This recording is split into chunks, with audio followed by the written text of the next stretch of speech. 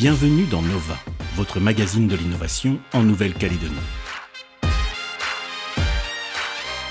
Au sommaire cette semaine, nous allons à la découverte du prémur pour construire plus vite. Puis nous irons écouter les crevettes, elles ont des choses à dire.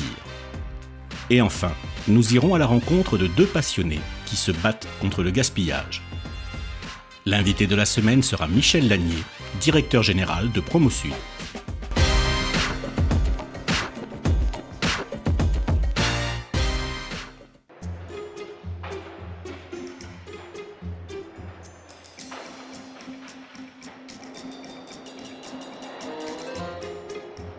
Le produit s'appelle le prémur. Dans la norme, il s'appelle le MCI, c'est-à-dire mur à coffrage intégré. C'est-à-dire que ce chantier, ils n'ont pas besoin de coffrer, ils ont juste à poser et à couler le noyau. On a un complément avec les prédales qui permet d'offrir une solution complète, mur et plafond. Pour la fabrication d'un mur, il faut compter 3 jours de fabrication. Donc on fait d'abord un côté du mur qui va passer, donc la table va passer, le coffrage va passer au nettoyage. Ensuite, elle va être coffrée. Donc on va mettre des coffrages, des règles qui vont permettre de dimensionner le mur. On va insérer les inserts, type douille, type boîtier électrique, les gaines électriques s'il y a besoin. Ensuite, une fois que cette étape est terminée, on passe à la partie ferraillage, où les données sont envoyées sur la machine de ferraillage qui, elle, va débiter le treillis. Et ensuite, cette étape terminée, on va intégrer les crochets. Une fois que les crochets sont intégrés, on va passer au bétonnage.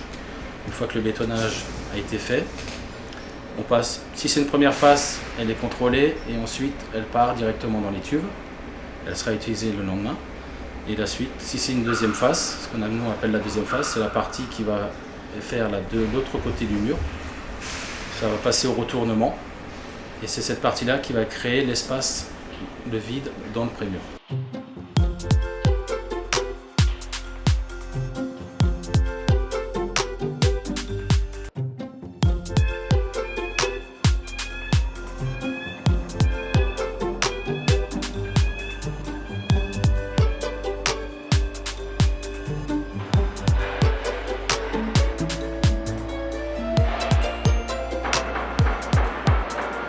L'avantage du prémur, ça permet d'être plus rapide au niveau de la pose sur chantier, d'avoir une finition presque parfaite, puisque vous avez une peau qui est, pour ainsi dire, on l'appelle la peau de bébé. Quand vous passez la main, elle est hyper douce. C'est-à-dire que vous pouvez vous avez juste une couche de peinture à mettre, il n'y a pas d'enduit à faire, donc vous avez un gain de temps énorme sur chantier. Ces produits-là peuvent être préparés en avance, ce qui fait que quand vous arrivez sur chantier, votre chantier est préparé et vous posez à la suite. Donc l'avantage principal est le gain de temps sur chantier.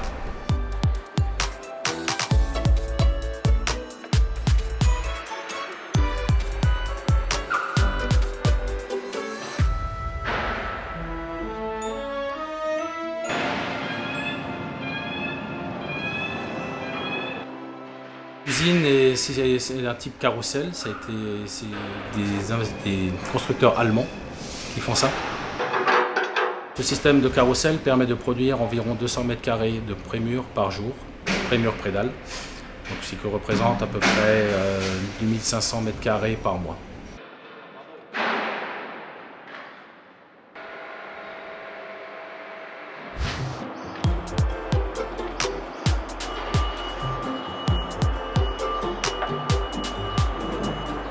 On a des camions spécifiques qui permettent de pouvoir transporter des murs jusqu'à 3,80 m de haut, du fait qu'ils soient sans essieu, qu'ils aient une particularité, c'est qu'en plus le rack est posé sur le chantier.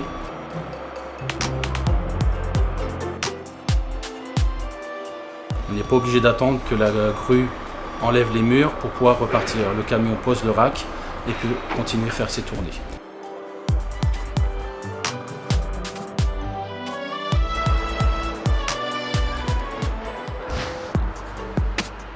Donc ici on est au Logipôle de Coutiaux, c'est le pôle logistique du Medipôle qui est en train de se terminer. C'est un bâtiment logistique, donc la principale caractéristique c'est qu'on avait des blocs de très grande hauteur à construire, puisqu'ici on a plus de 10 mètres sous dalle. Donc on a eu recours au prémur pour construire tout le gros œuvre du bâtiment. Enfin, ça avait plusieurs avantages, plusieurs qualités. La première, c'était en termes de délai.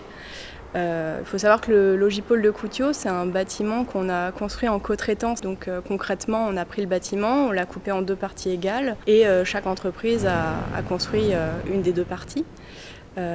Donc nous, grâce à l'emploi de prémur, on a terminé avec 2 mois d'avance sur l'autre entreprise. Donc en termes de planning, c'était plutôt très bon.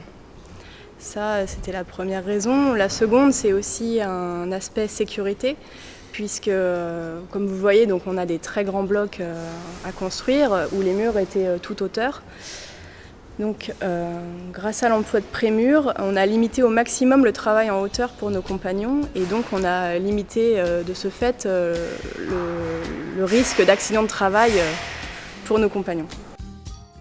Et enfin, il y avait aussi un aspect qualité qui était très important puisque une fois qu'on a posé les prémurs, ce qui nous reste à faire, c'est remplir les joints, les traiter et on a un état de surface global qui est très bon et qui est prêt à peindre. Donc c'est un procédé qu'on utilise régulièrement en métropole et qu'on est aujourd'hui très content de pouvoir utiliser en Calédonie et que nous, SCB, on développe au maximum sur nos chantiers futurs en Calédonie.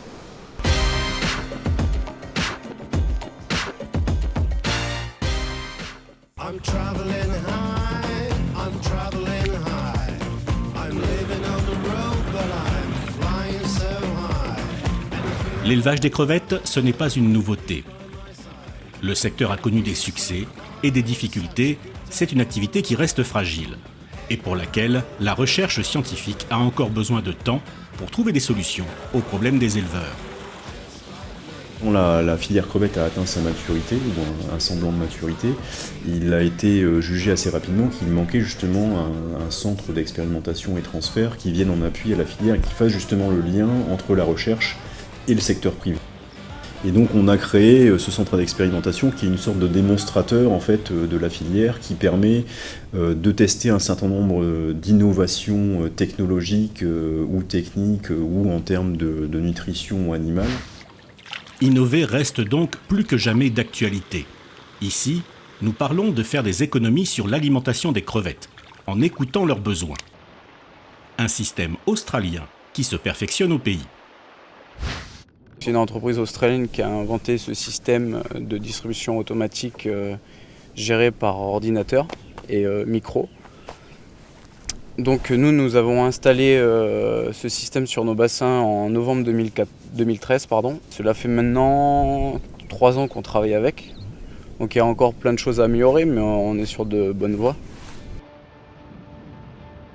On est les premiers à avoir autant de systèmes en Calédonie par rapport aux autres pays sur la crevette. Grosso modo, ça marche. Donc il y a un distributeur sur le bassin qui envoie une dose test. Cette dose test, donc c'est de l'aliment qui tombe dans le bassin et sous le distributeur il y a un micro, donc on appelle hydrophone.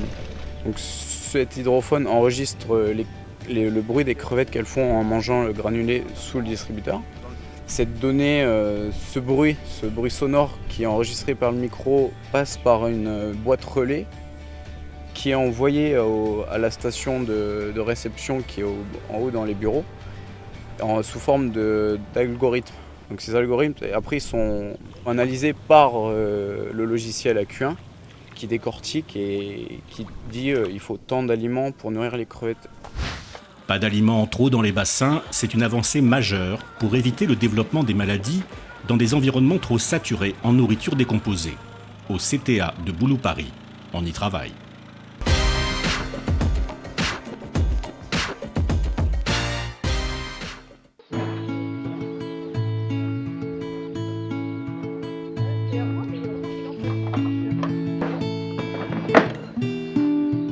Le principe de l'engrais de poisson, de l'ensilage de poisson, puisque le produit fini c'est un ensilage de poisson, on ne va pas parler d'engrais parce qu'un grès c'est nourrir les plantes.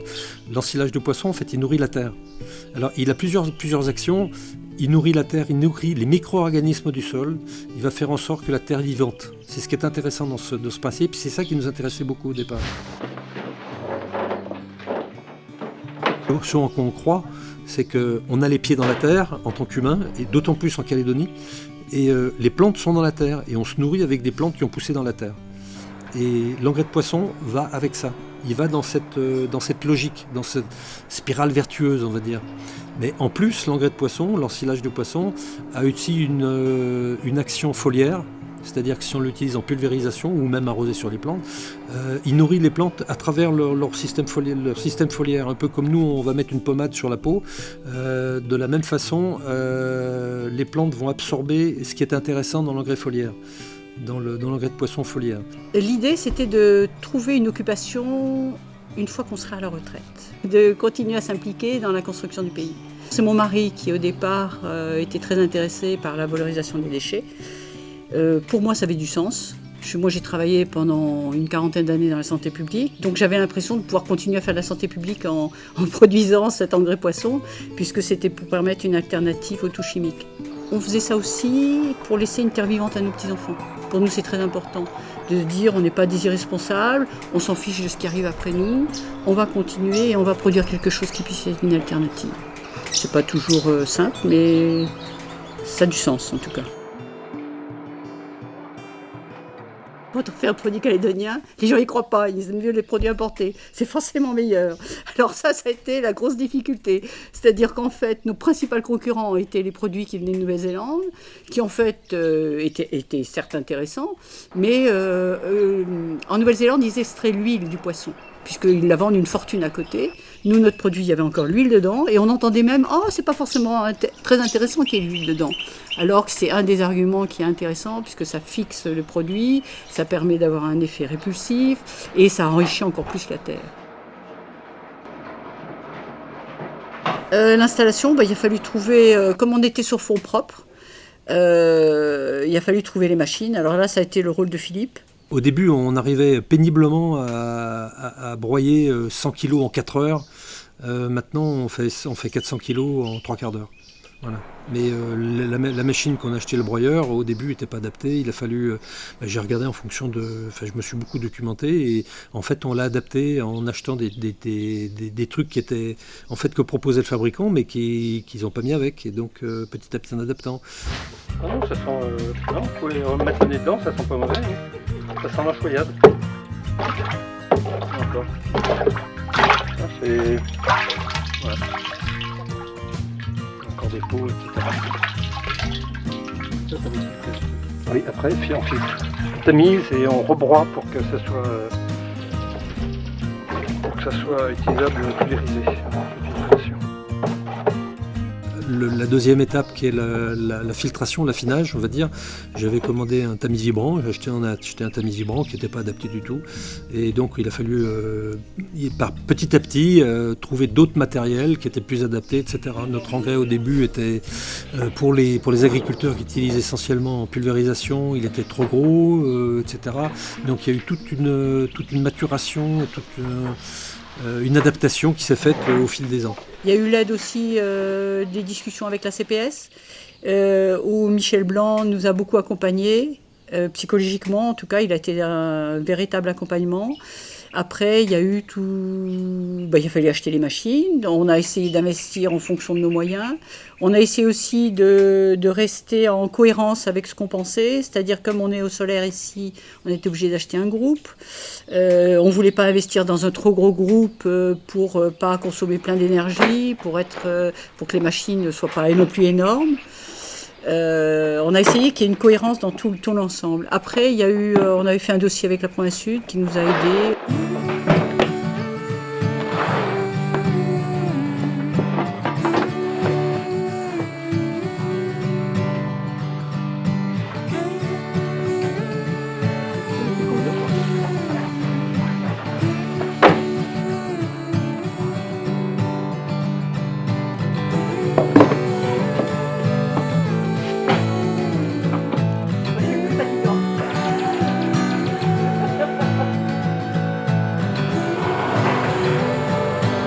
C'est des tas de petites adaptations, quoi. C'est du savoir-faire.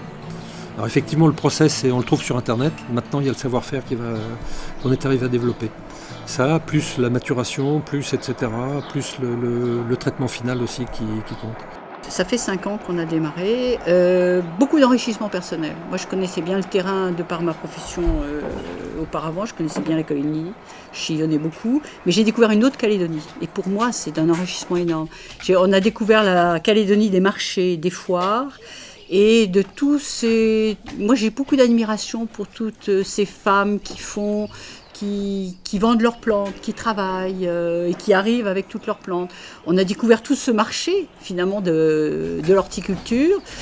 On a découvert aussi tout le monde des agriculteurs, encore plus, quoi, des agriculteurs qui travaillent. Le plus difficile, ça a peut-être été de les approcher et qu'ils aient confiance dans notre produit. C'est plus facile de mettre du chimique. Voilà à quoi ça ressemble, le produit fini. Mais pas de côté les arêtes, elles ont aussi leur importance, qu'elles apportent du phosphore, du calcium, et tout ça est relativement digéré. Et justement, la gageure, c'est de faire en sorte que le maximum soit digéré. Pour nous, pour avoir le moins de déchets possible, c'est pas réellement des déchets parce qu'on le valorise aussi, mais que sur les 600 kg ou sur 100 kg qu'on traite, qu'on ait peut-être pas 100 kg, mais presque affiné et commercialisé. Pour nous, c'est le maximum de valorisation, puisque s'il y a un déchet ou plutôt un refus de tamisage, on va le vendre beaucoup moins cher. Donc on a intérêt financièrement à ce que ce soit le mieux affiné possible, le mieux valorisé possible. On sent qu'il y a des choses qui se passent, on sent que ça bouge. Je pense qu'on est arrivé au bon moment, aussi dans cette mutation de la société. Voilà. Ici, il y a plus de 900 tonnes de déchets de poissons qui sont jetés chaque année. Ça a du sens de faire ça ici. Et c'est pour ça qu'on l'a fait d'ailleurs. Pour se dire, on va arrêter de gaspiller. Peut-être qu'on n'a pas encore eu assez faim, mais c'est triste de dire ça, mais oui, ça a du sens ici. En Europe, on espère peut-être un jour exporter notre produit là-bas.